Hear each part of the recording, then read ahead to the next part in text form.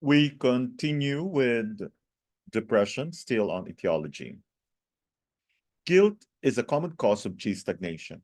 It affects primarily the heart and kidneys. The heart chi stagnation also affects the ethereal soul and restrains its coming and going, resulting in a lack of ideas, projects, aims, and inspiration, and a general lack of sense of direction in life. As guilt also affects the kidneys, it weakens the willpower, the weakness of which is an important feature of depression. So, guilt causes chi stagnation of the heart and kidneys.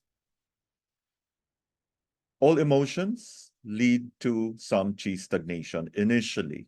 Also, those that deplete chi, such as sadness and grief.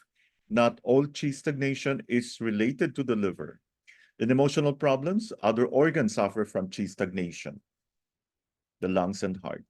Note that liver chi stagnation may also derive from emotions other than anger. For example, worry and guilt.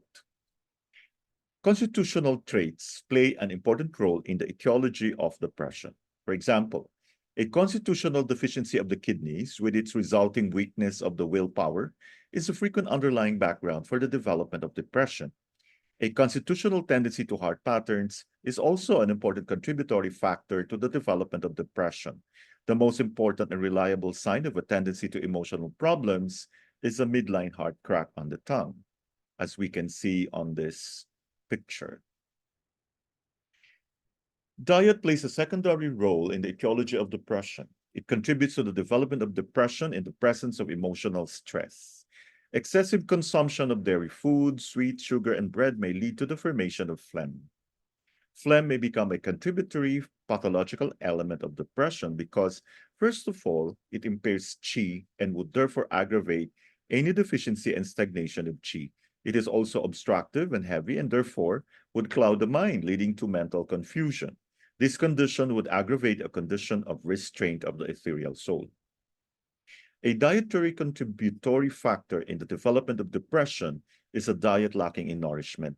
This occurs when patients follow strict slimming diets or when they apply a vegetarian diet inappropriately. This leads to deficiency of qi and blood, which are the conditions underlying deficiency types of depression.